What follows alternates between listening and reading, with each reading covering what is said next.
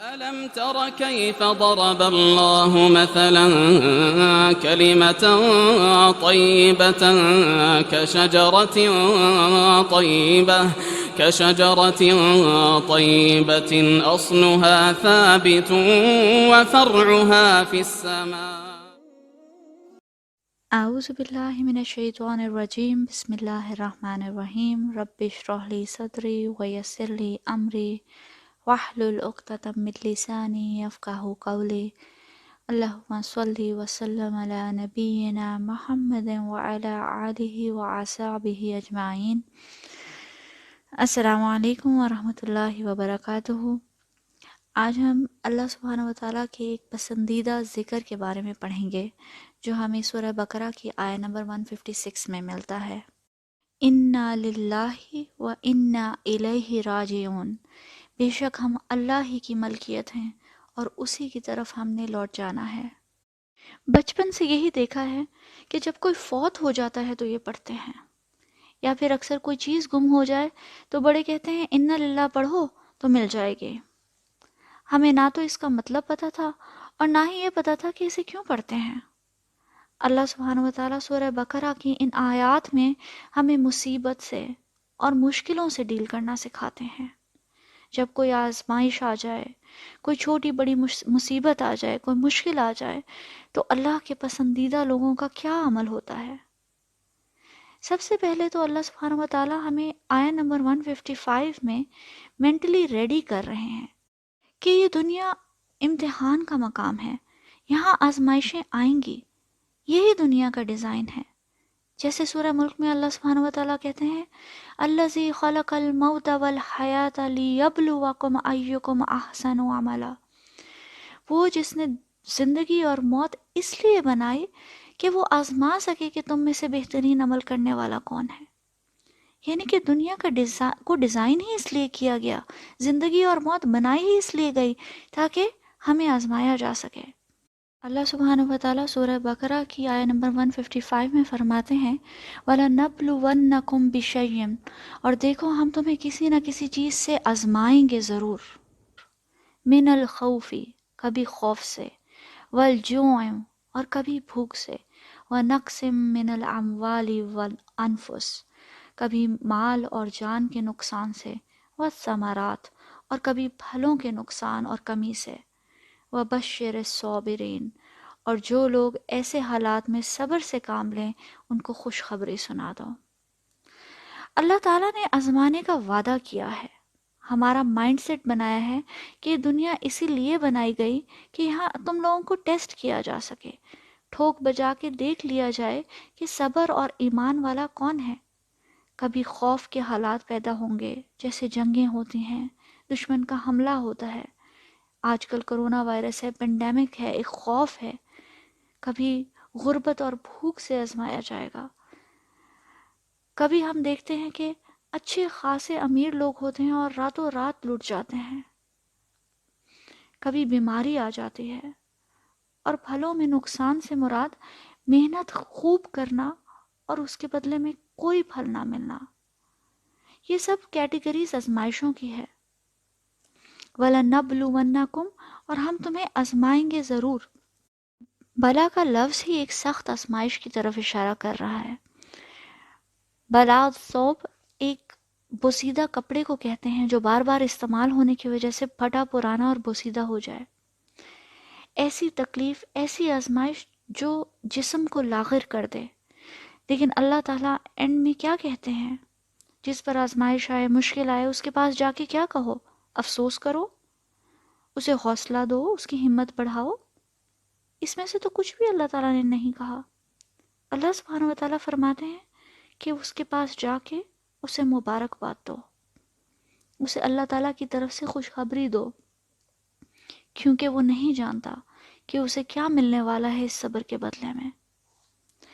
یہ کتنی خوبصورت سوچ، کتنا ڈیپ فلسفہ ہے جو اللہ تعالیٰ ہمیں سکھانا چاہتے ہیں۔ تکلیف کی طرف کیا انسان کی اپروچ ہونی چاہیے۔ مجھے پہلی بار یہ بات سمجھ آئی جب میں حج پر گئی۔ حج کے موقع پر میرا پاؤں ٹویسٹ ہو گیا اور 2-3 دن تو میں ویسے ہی پھرتی رہی۔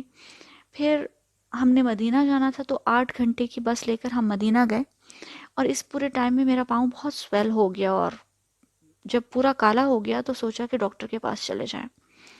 تب پتہ چلا کہ پاؤں فریکچر ہو گیا ہے، اور وہاں پہ ہاسپٹل والوں نے ایک بہت بڑا سا پلاسٹر پاؤں کے اوپر لگا دیا.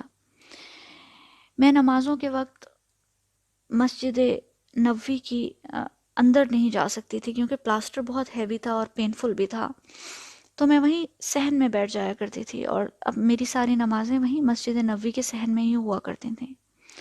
اسی طرح ایک دن نماز کے بعد میں وہاں پہ بیٹھی بھی تھی اور اپنے لیے اپنے ہی اوپر افسوس کر رہی تھی کہ اگر پاؤں ٹھیک ہوتا تو اندر چلی جاتی. تب ایک شخص وہاں سے گزرا، اس نے کلینر والا یونیفارم پہنا ہوا تھا، دیکھنے میں وہ چائنیز لگ رہا تھا، اس کی لمبی سی پتلی سی داڑھی تھی. اس نے میرے پلاسٹر کی طرف اشارہ کر کے مجھ سے انگلش میں پوچھا، ڈڈ دس ہیپن ہیئر آن حج اور فرام بیفور؟ کیا یہ حج پر چوٹ لگی ہے یا پہلے سے؟ میں نے بتایا کہ حج پر لگی ہے. سوچا کہ وہ کہے گا کوئی بات نہیں میری بہن، ٹھیک ہو جائے گا، تسلی دے گا، مجھ پر ترس کھائے گا. لیکن یہ سن کر وہ بہت خوش ہو گیا، اس کی آنکھوں میں چمک آ گئی، اور اس نے مجھ سے کہا، congratulations my sister, you are very lucky. الحمدللہ، آپ کو بہت مبارک ہو میری بہن، آپ بہت لکی ہیں. اور پھر اس طرح وہ الحمدللہ کہتا ہوا وہاں سے چلا گیا، اور مجھے وہ یہ آیت کا مطلب سمجھا گیا. اس دن سے میرا پرسپیکٹیو ہی چینج ہو گیا اپنی چوٹ کے بارے میں. ایکچولی اس دن کے بعد سے آج تک مجھے اس فریکچر پہ بہت فخر محسوس ہونے لگا. صرف اس کلینر کی ایک مبارک بات کی وجہ سے مجھے لگا کہ پتہ نہیں میرے اوپر یہ کتنی بڑی اللہ تعالیٰ کی نعمت ہے کہ مجھے یہاں حج پر چوٹ لگے. یہی اللہ تعالیٰ ہمیں سکھانا چاہتے ہیں کہ جب اللہ کوئی تکلیف آئے اور بندہ اس پر صبر کرے تو اس کو جا کے مبارک بات دو، خوشخبری دو. وبشر الصابرین. آج جب کسی پر آزمائش آئے تو کیسے پتہ چلے گا کہ وہ صبر کرنے والا ہے یا نہیں؟ وہ مسئلہ بھی اللہ سبحانہ و تعالیٰ نے ہمارے لیے حل فرما دیا. اللہ تعالیٰ نے ڈیفائن کر دیا کہ صابرین کون ہیں. اللہ سبحانہ و تعالیٰ فرماتے ہیں، الذین اذا اصابتہم مصیبۃ قالوا ان للہ و انا الیہ راجعون. جنہیں جب کوئی مصیبت آتی ہے تو کہہ دیا کرتے ہیں کہ ہم تو خود اللہ کی ملکیت ہیں اور اسی کی طرف لوٹنے والے ہیں.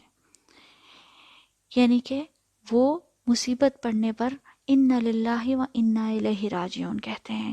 یہ نشانی ہے صابرین کے. یہ صرف زبان سے کہنے کی بات نہیں ہے بلکہ دل کا عقیدہ ہے، ریئلائزیشن ہے. پہلی بات تو یہ سمجھنا ضروری ہے کہ مصیبت ہوتی کیا ہے. عربی زبان میں مصیبہ ایسے تیر کو کہتے ہیں جو ٹھیک نشانے پر لگے، یعنی ایسی مشکل جو آپ کے لیے ہی ڈیزائن ہوئی ہے. آپ کے حالات، آپ کے واقعات، آپ کی نیچر، آپ کی شاکل، آپ کی پرسنالٹی کے عین مطابق، رائٹ آن ٹارگٹ. یعنی کہ تیر ٹھیک نشانے پہ لگا ہے. یہ نہیں کہ اچانک آپ پہ کوئی مصیبت آ گئی ہے. وہ مصیبت، وہ مشکل بنی ہی آپ کے لیے تھے. جب ہم ان للہ و انا الیہ راجعون کہتے ہیں تو انا للہ اس چیز کی ریئلائزیشن ہے کہ ہم اللہ کی پراپرٹی ہیں، اللہ کی ملکیت ہیں. وہ بہت بہتر جانتا ہے کہ اس نے اپنی ملکیت کے ساتھ کیا کرنا ہے. کوئی بھی اپنی ملکیت کا نقصان تو نہیں کرتا، تو پھر اللہ سبحانہ و تعالی ہمارا نقصان کیسے کر سکتا ہے؟ جو کچھ بھی ہو رہا ہے وہ اللہ کا فیصلہ ہے اپنی ملکیت کے بارے میں، یعنی ہمارے بارے میں، اور وہ یقیناً ایک بہترین فیصلہ ہے دنیا کے لیے بھی اور آخرت کے لیے بھی. دوسری ریئلائزیشن ہے وَإِنَّا إِلَيْهِ رَاجِعُونَ، اور اسی کے پاس ہم نے لوٹ کر جانا ہے. اس بات کی ریئلائزیشن ہے کہ دنیا اور اس کے نقصان، اس کی مشکلیں سب کچھ ٹیمپرری ہے، فانی ہے، عارضی ہے. ایک دن ہم سب نے اللہ تعالیٰ کی طرف لوٹ جانا ہے. آج صبر کر لیا تو اس کا بدلہ اس دن ملے گا جب ہم اللہ کے پاس لوٹ کر جائیں گے. جب کسی پیارے کے دنیا سے جانے پر ہم یہ جملہ کہتے ہیں تو یہی مطلب ہوتا ہے کہ آج وہ گیا ہے، کل ہم نے بھی لوٹ کر جانا ہے۔ دوسرا یہ کہ جیسے یہ دنیا عارضی ہے، اس کی ہر چیز عارضی ہے۔ جیسے دنیا کی خوشی ہمیشہ نہیں رہتی، یہاں کا کوئی غم بھی ہمیشہ نہیں رہتا۔ جب اللہ کے پاس لوٹیں گے تو وہاں کی ہر چیز پرماننٹ ہوگی، وہاں کی زندگی بھی پرماننٹ ہے۔ اگر کامیاب ہو گئے تو وہاں کی خوشیاں بھی پرماننٹ ہیں، اور جو لوگ ناکام ہو گئے ان کے غم بھی پرماننٹ ہیں۔ اللہ تعالی ہمیں اس دن کی ناکامی سے محفوظ رکھے۔ کچھ لوگ انا للہ و انا الیہ راجعون بھی کہتے رہتے ہیں اور کمپلین بھی کرتے رہتے ہیں کہ اللہ تعالیٰ نے پتہ نہیں ہمارے ساتھ ایسا کیوں کیا، اللہ تعالیٰ ہمارے ساتھ ایسا کیسے کر سکتا ہے، ہم نے ایسا کیا کیا تھا، ہم نے تو کوئی خوشی ہی نہیں دیکھی، ہم تو برباد ہو گئے، اب کیا ہوگا۔ تو اصل بات یہ ہے کہ یہ جملہ صرف زبان سے نہیں نکالنا، بلکہ انٹرنلائز کرنا ہے، اس کو سمجھنا ہے، اس کو دلوں کی گہرائیوں میں اتارنا ہے، اور تبھی اس کا اثر ہوگا کہ ہم اللہ کی ملکیت ہیں اور اسی کی طرف ہم نے لوٹنا ہے۔ اس کی اگلی آیت میں اللہ سبحانہ و تعالی ہمیں یہ جملہ کہنے والوں کے انعامات بتاتے ہیں، عنایتیں بتاتے ہیں کہ انہیں مبارکباد آخر کیوں دینی تھی۔ اولئک علیہم صلوات من ربہم ورحمہ واولئک هم المہتدون، یہی وہ لوگ ہیں جن پر ان کا رب صلوات اور رحمتیں بھیجتا ہے، اور یہی لوگ ہدایت پر ہیں۔ ایسے لوگوں پر اللہ سبحانہ و تعالیٰ صلوات بھیجتے ہیں، عنایتیں، نوازشیں، یعنی مصیبت اور آزمائش پر صبر کرنے والا مصیبت پڑنے پر یہ جملہ دل کی گہرائی سے کہنے اور سمجھنے والا ان بہت کم لوگوں کی کیٹیگری میں شامل ہو جاتا ہے جن پر اللہ سبحانہ و تعالیٰ خود صلوات بھیجتے ہیں۔ سبحان اللہ، اللہ تعالیٰ ہر کسی پہ صلوات نہیں بھیجتے، یہ بہت خاص مقام ہے، بہت اونچا، بہت عزت کا مقام ہے۔ ان اللہ و ملائکتہ یصلون علی النبی، بے شک اللہ سبحانہ و تعالیٰ اور فرشتے نبی پاک صلی اللہ علیہ وسلم پر صلوات بھیجتے ہیں۔ یہ بہت اعلیٰ مقام ہے، اللہ تعالیٰ کا کسی پر صلوات بھیجنا۔ اور یہاں اللہ تعالیٰ ہمیں بتاتے ہیں کہ جو مشکل کے وقت میں صبر کر جائے اور یہ جملہ کہے دل کی گہرائی سے، اللہ سبحانہ و تعالیٰ آپ کو صلوات میں حصے دار بنائے گا، آپ پہ اپنی رحمتیں نازل فرمائے گا، آپ کو الصابرین میں شامل فرمائے گا، اور آپ کو ہدایت کا سرٹیفکیٹ بھی مل جائے گا۔ اولئک هم المہتدون، اور یہی وہ لوگ ہیں جو ہدایت پر ہیں۔ اسی لیے ہمارے نبی پاک صلی اللہ علیہ وسلم نے فرمایا، اللہ تعالیٰ جس کے ساتھ خیر و بھلائی کرنا چاہتا ہے اسے آزمائشوں اور مصیبتوں میں مبتلا کر دیتا ہے۔ یہ صحیح بخاری کی روایت ہے 5645۔ نہ صرف یہ بلکہ صبر کے بدلے میں اللہ سبحانہ و تعالیٰ اس دنیا میں بھی بہترین بدلہ عطا فرماتے ہیں، بہترین اجر عطا فرماتے ہیں۔